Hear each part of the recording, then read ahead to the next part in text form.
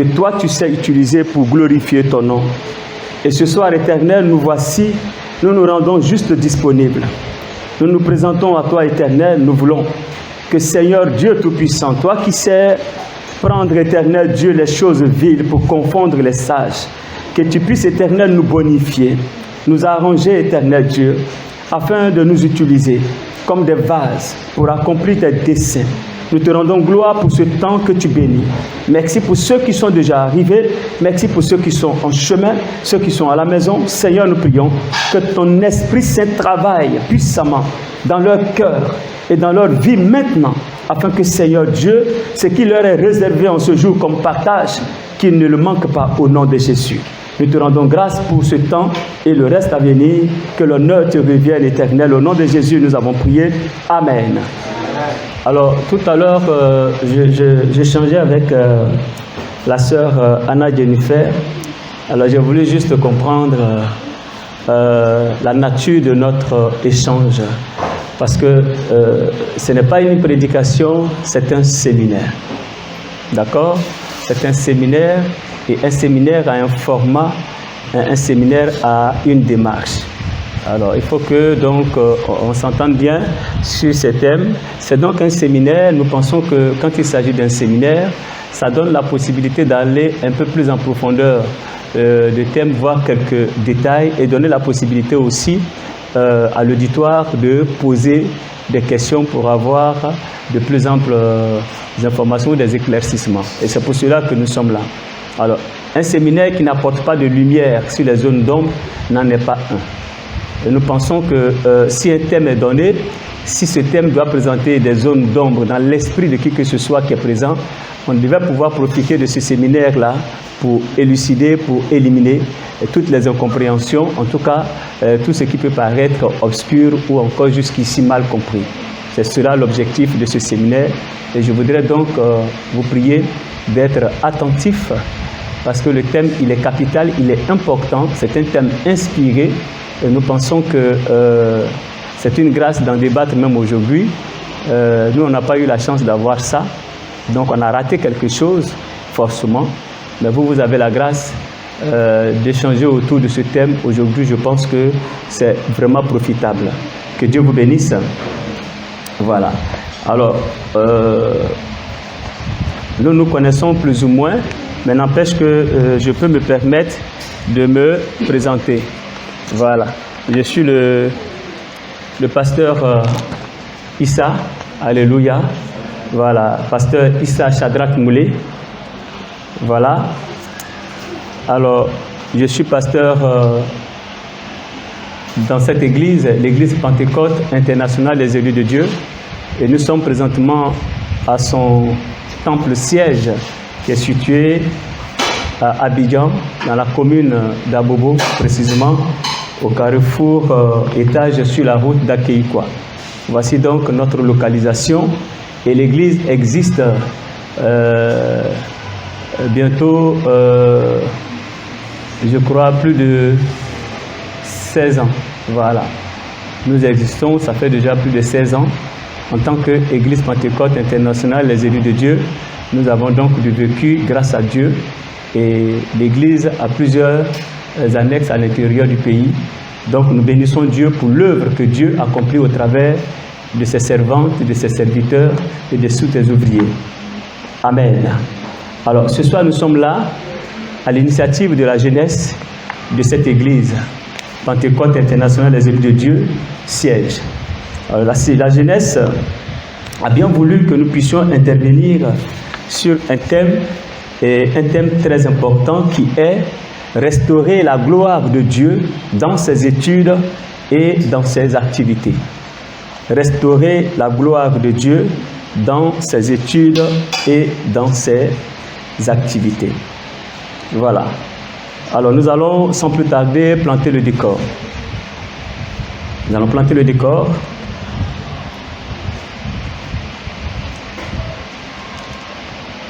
Je vais vous donner rapidement les différents axes autour desquels va s'articuler ce séminaire.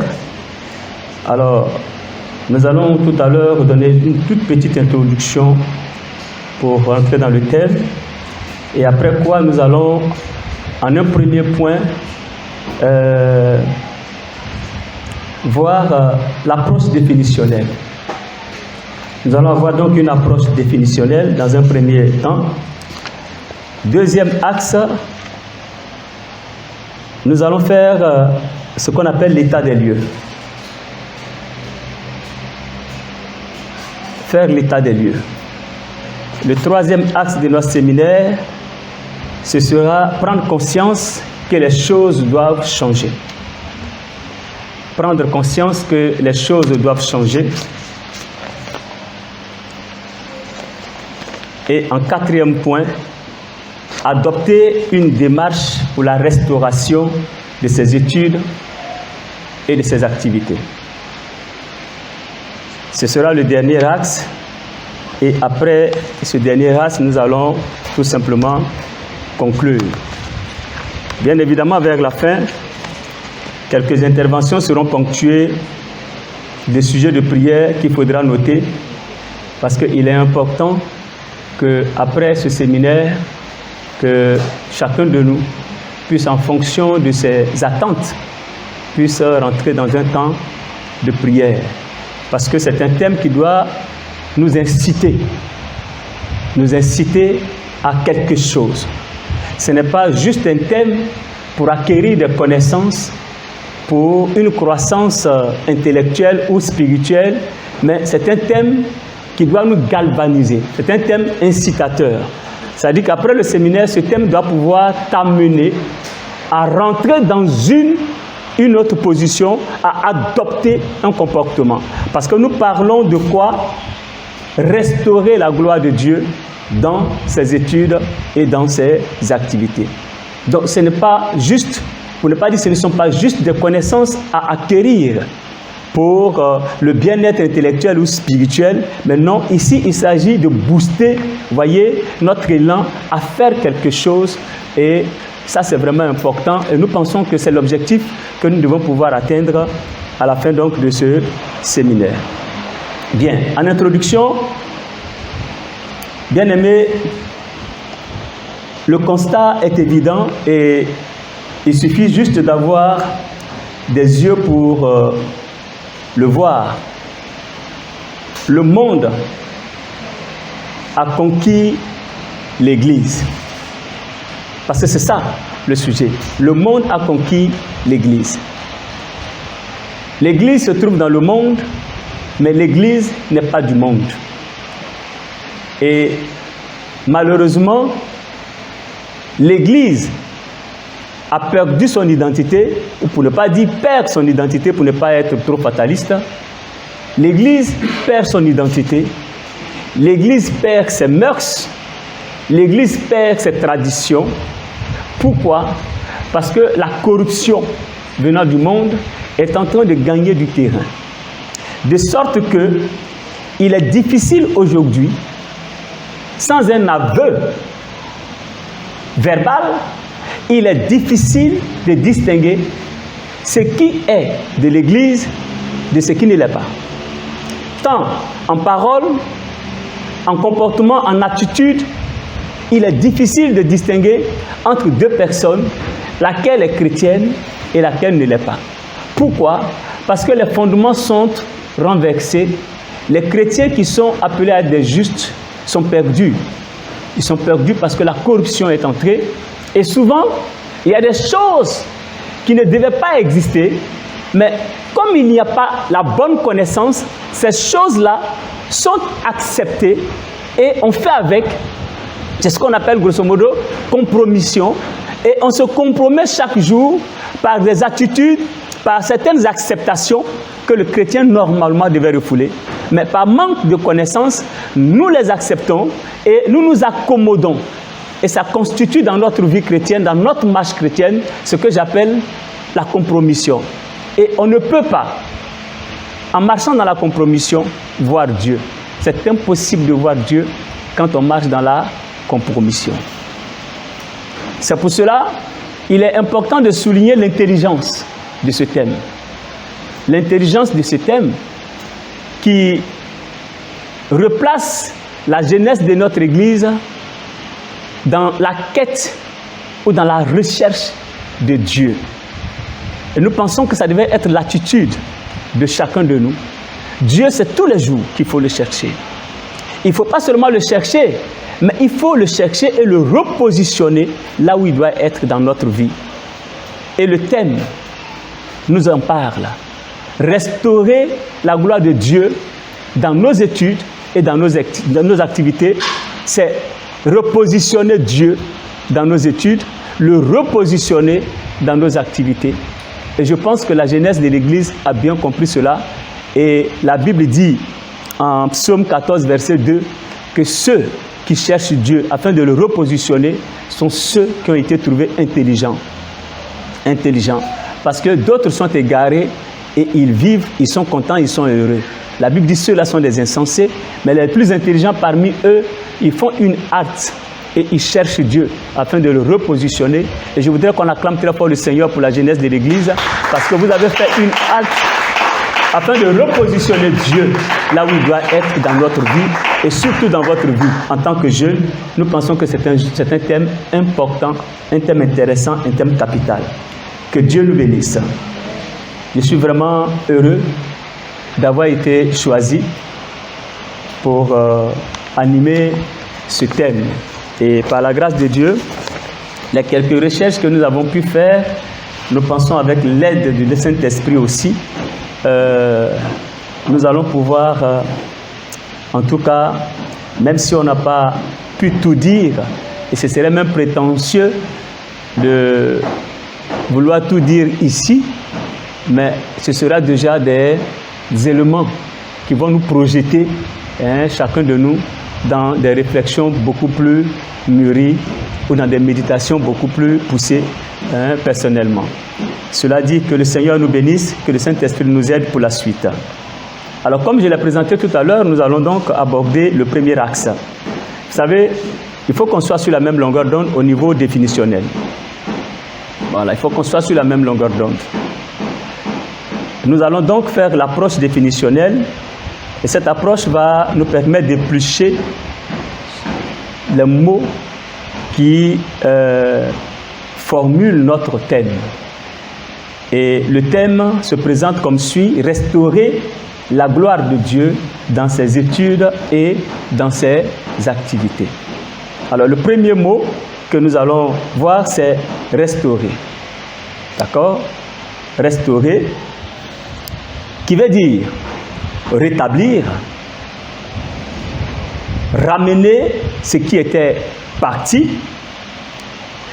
retrouver ce qui était perdu, guérir, rafraîchir, donner une nouvelle vie à quelqu'un, à quelque chose ou à un lieu.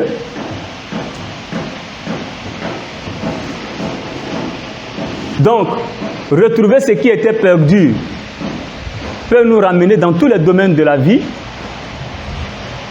Qu'est-ce que vous avez perdu? Le processus pour faire revenir ce qui est perdu, c'est ce qu'on appelle la restauration. Donc, restaurer, c'est remettre à sa place. La place est connue, la chose qui y était est connue. Mais il se trouve que quand on regarde la place présentement et la chose qui y est, il y a dissonance, il y a désaccord. Il faut donc que la place qui avait été prévue et la chose qui avait été prévue pour la place retrouve sa place. C'est ce qu'on appelle la restauration. Donc la restauration, c'est un rétablissement. C'est un rétablissement. Ce n'est pas un établissement, mais c'est un rétablissement.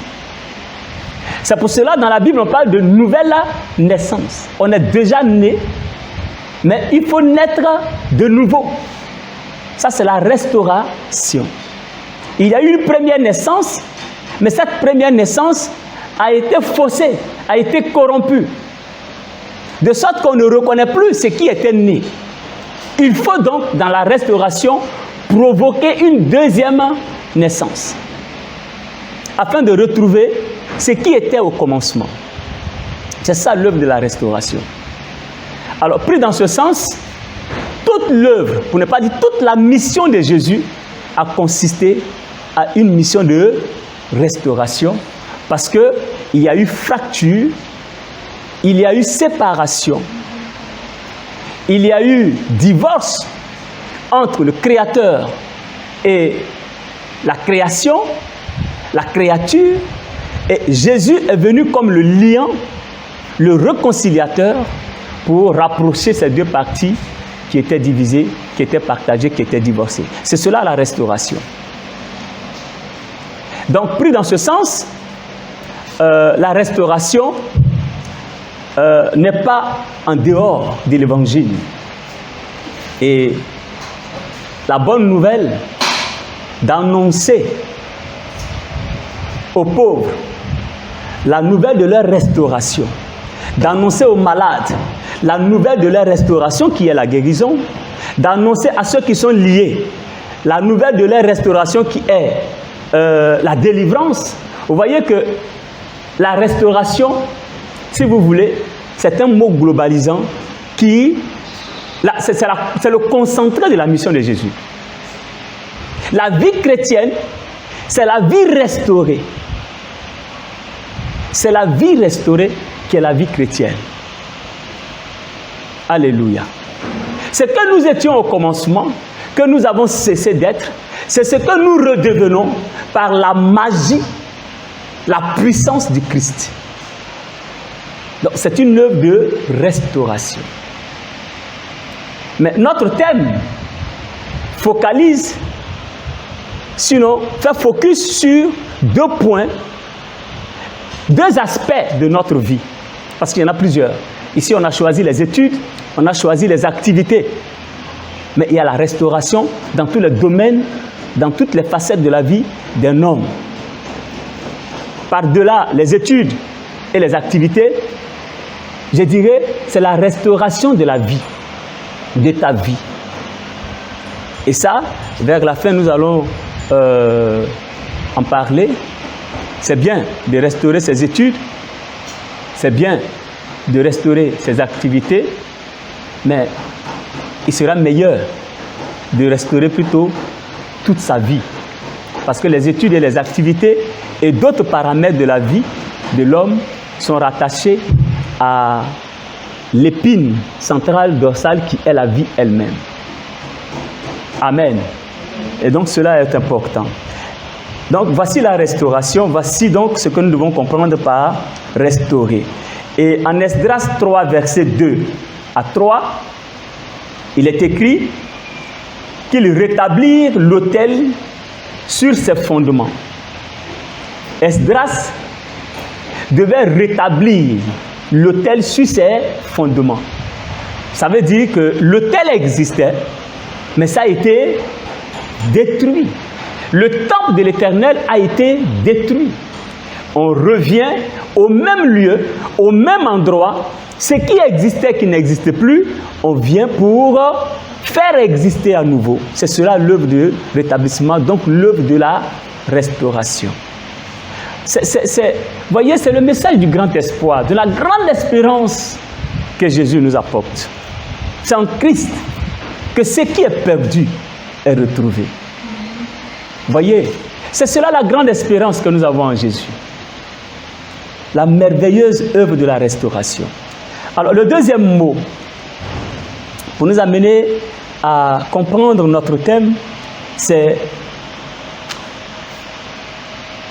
un ensemble de mots, la gloire de Dieu. La gloire de Dieu. La gloire de Dieu, c'est la splendeur de Dieu. Bien aimé, beaucoup parmi nous, nous utilisons la gloire de Dieu. Je vois la gloire de Dieu sur ton visage.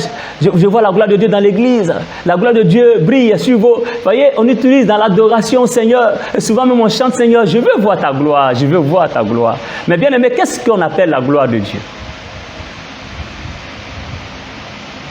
Est-ce que tu peux distinguer la gloire qui passe? Est-ce que tu peux la saisir? Parce qu'on dit, je veux voir la gloire. Et quand elle vient, est-ce que tu sais la saisir? Parce que pour la saisir, il faut l'identifier, il faut la reconnaître. Sinon, elle passera toujours devant toi. Si tu ne la distingues pas, si tu ne l'identifies pas, tu ne peux pas la capter. Pourtant, la gloire de Dieu, elle est censée être là. Donc, la gloire de Dieu, qu'est-ce que c'est? C'est la splendeur de Dieu. La gloire de Dieu, c'est la splendeur de Dieu. Alors, la gloire de Dieu, c'est la béatitude céleste. La béatitude céleste. Alors, c'est la manifestation spirituelle des attributs exclusifs et non négociables de Dieu. Je reprends ceci. C'est la manifestation spirituelle des attributs exclusifs et non négociables de Dieu. En Ésaïe 42, verset 8, ces attributs sont exclusifs et non négociables. C'est pour cela, Ésaïe 42, verset 8 nous dit: je ne donnerai pas ma gloire à un autre. Parce que ce sont des choses que Dieu ne partage pas. Quiconque les a devient égal de Dieu. Et comme Dieu, il est unique par ses attributs, il s'en sert pour s'exprimer, pour se révéler, mais il ne les partage pas. Il est jaloux de sa gloire. Il a dit à Moïse: tu viens vers moi et ma gloire est devant toi, mais garde-toi de voir ma gloire de tes yeux humains, parce qu'aucun humain ne peut voir ma gloire et vivre. Il a dit: retourne-toi et abaisse-toi jusqu'à ce que je passe. Quand je serai passé, alors de dos, tu pourras contempler ma gloire. Même à Moïse, qui a parlé vis-à-vis avec Dieu dans le buisson ardent, Dieu ne lui a pas permis de voir cette manifestation glorieuse de Dieu. Donc la gloire de Dieu, c'est Dieu lui-même. Mais qui mieux que Dieu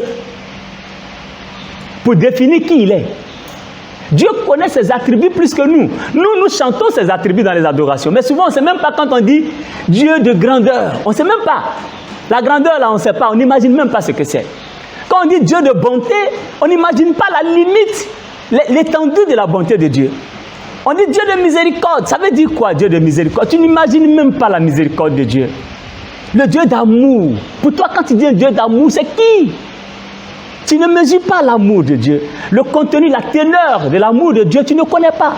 Mais dans l'adoration, on répète ça, on récite. Mais Dieu seul sait. Quand il dit « je vous aime », il sait ce qu'il met dans « je vous aime ». Et il est le seul à manifester cet amour-là. Et quand il manifeste ça, on appelle ça la gloire de Dieu. C'est pour cela que nous disons ici que la gloire de Dieu, c'est la manifestation spirituelle des attributs exclusifs et non négociables de Dieu. Donc, je ne partage pas ma gloire avec un autre. C'est l'expression visible ou la réalité de sa présence. C'est l'expression visible ou la réalité de sa présence. Bien aimé, la gloire de Dieu doit être visible. La gloire de Dieu, elle doit être visible. On ne voit pas Dieu. Mais il rend la manifestation de sa gloire visible afin que par cette manifestation, nous puissions témoigner de lui. Quand Job dit, avant j'ai entendu parler de toi, mais aujourd'hui mes yeux t'ont vu, bien aimé, il a vu Dieu où? Est-ce qu'il a vu Dieu comme je vous vois présentement? Mais non, il a vu comment? Quand il a dit, avant j'ai entendu parler de toi, comme aujourd'hui nous chantons Christ, nous chantons vraiment sa louange, nous chantons tous ses attributs, mais en vérité beaucoup ne savent même pas, ils n'ont pas encore expérimenté l'amour de Dieu. Ils n'ont pas expérimenté la toute puissance de Dieu. Ils n'ont pas expérimenté la fidélité de Dieu que David a expérimenté et qu'il compare à un bouclier. David a expérimenté ça. Ça c'est la gloire de Dieu. La puissance de Dieu qui sauve des situations, c'est la gloire de Dieu, bien-aimé. C'est ça la présence. Donc, tout ce qui caractérise la présence de Dieu dans une circonstance de ta vie est la gloire de Dieu. Tu es dans une situation où tu as besoin de l'intervention de Dieu, mais Dieu n'est pas physique. il est esprit. Pendant que tu pries et que Dieu intervient, il intervient comment? Puisqu'il est esprit. Mais il finit par intervenir et tu es conscient que ça là, ce n'est pas de la main d'un homme, c'est Dieu qui a fait. Pourtant, tu n'as pas vu Dieu. C'est ce qu'on appelle la gloire de Dieu. Alléluia. Donc, la gloire de Dieu, c'est tout simplement lorsque Dieu décide de rendre visible, souvent même touchable, sa gloire, sa présence, ses attributs, ses promesses qu'il nous a faites. Pour finir, sur la gloire de Dieu, c'est l'hommage et le témoignage que Dieu lui-même rend à son être. C'est l'hommage et le témoignage que Dieu lui-même rend à son être. Alléluia. Et en Psaume 19, verset 2, la Bible dit, les cieux racontent la gloire de Dieu. Les cieux racontent la gloire de Dieu. Et ça, c'est un hommage que Dieu se rend à lui-même. C'est le témoignage que Dieu rend de lui-même à travers les choses qui ne parlent pas, les choses qui ne peuvent pas se mouvoir. Mais à travers ces choses-là, Dieu rend témoignage de qui il est, de sa gloire, de sa puissance. Quand il a dit, si vous refusez que les hommes me glorifient par leur acclamation, je susciterai des pierres pour le faire. Voyez que cela est possible. Dieu peut faire manifester des choses qui n'ont pas la force, je vais dire dynamique, qui n'ont pas la force dynamique, qui poussent un sujet à s'automouvoir. Mais Dieu peut amener donc les corps statiques à s'automouvoir pour exprimer quoi? Sa gloire, pour exprimer sa puissance, pour exprimer, voyez, son statut, parce qu'il est le Tout-Puissant et rien ne lui est impossible. Et si rien n'est impossible à Dieu, il peut faire parler un âne. Voyez, il rend l'impossible possible. Et c'est quand il rend l'impossible possible que le mortel, le simple, le physique dit, ça là, c'est Dieu qui a fait. C'est ça la gloire de Dieu. Alléluia. Donc, restaurer la gloire de Dieu dans ses études, bien-aimés, il faut que nous comprenions ce que ça veut dire. C'est voir la manifestation puissante de Dieu dans ses études et dans ses activités. C'est voir ses études franchir des caps, franchir des limites qui dépassent la conception humaine.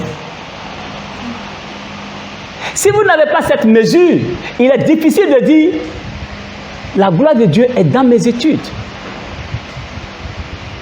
Ça veut dire que la gloire de Dieu pousse les choses au-delà de vos efforts. Quand la gloire de Dieu est là, les choses franchissent les limites humaines. De sorte qu'on ne peut que classer ça comme étant Dieu qui a fait. Ça ne se juge plus à nos efforts personnels. Parce que ce qui se juge à ton effort personnel, le mérite te revient totalement. Et ça, c'est toi seul qui peux rendre gloire à Dieu pour ça. Mais quand Dieu décide de manifester sa gloire dans tes études, bien aimé, il y a des limites que tes études franchissent, tu n'arrives pas à expliquer. Il y a des trajectoires que tes études prennent que tu ne peux pas expliquer. Ça ne s'explique pas, ce n'est pas logique. Mais tu en es le bénéficiaire et c'est une réalité. C'est ça la gloire de Dieu. On se demande, mais comment elle fait? Comment il fait? Quand on arrive à ces questions, c'est que vous n'êtes pas loin d'expérimenter la gloire de Dieu dans ce que vous êtes en train de faire. Parce qu'on vous regarde, on vous juge, on vous pèse. Votre foi, votre poids, votre taille, c'est-à-dire tout ce qui est en vous ne vaut pas le résultat que vous donnez. Automatiquement, on se résume à dire c'est Dieu qui l'a fait. Voilà comment la gloire de Dieu travaille dans nos études et dans nos activités. Et vouloir restaurer cette gloire-là dans nos études et dans nos activités, bien-aimés, vous ne pouvez pas avoir bien choisi. Vous ne pouvez pas avoir mieux choisi. Je ne sais pas s'il y a autre thème qui puisse nous aider à ça, parce que c'est le meilleur. C'est excellent en fait. La restauration de la gloire de Dieu dans ses études et dans ses activités. Et en tant que jeune, vous avez bien choisi parce que ces deux paramètres sont importants pour le jeune. Il commence à l'étape de couveuse, qui est l'étape de la formation, l'étape des études, où il se formate, vous voyez, mais à l'abri, avant d'être révélé dans le monde professionnel. Mais pendant que nous sommes encore sous la couveuse, en tant que chrétiens, comment restaurer la gloire de Dieu? Comment placer Dieu au cœur de nos études avant qu'il ne soit manifeste au cœur de nos activités un peu plus tard? Il y en a qui ont mené des études comme nous autres, on ne connaissait pas le Seigneur. Donc, nous avons fait nos études avec ce que nous avions comme effort et comme aussi rudiment humain, traditionnel, coutumier et tout. Avant que Christ ne nous fasse la grâce de nous rencontrer sur le chemin de la perdition et de nous rattraper, de nous sauver. Et c'est à partir de là, pendant qu'on a eu des parcours déjà faussés, il fallait chercher à faire revenir mes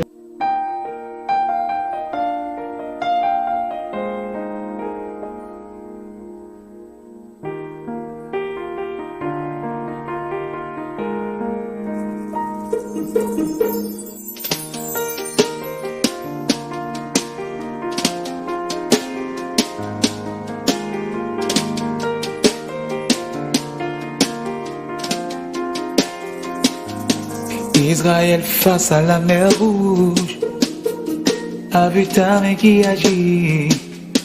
Elle y face au prophète de Baal. Tu fis descendre le feu. Lazare mort après 4 jours dans le tombeau. Sur ta parole, il revint à la vie.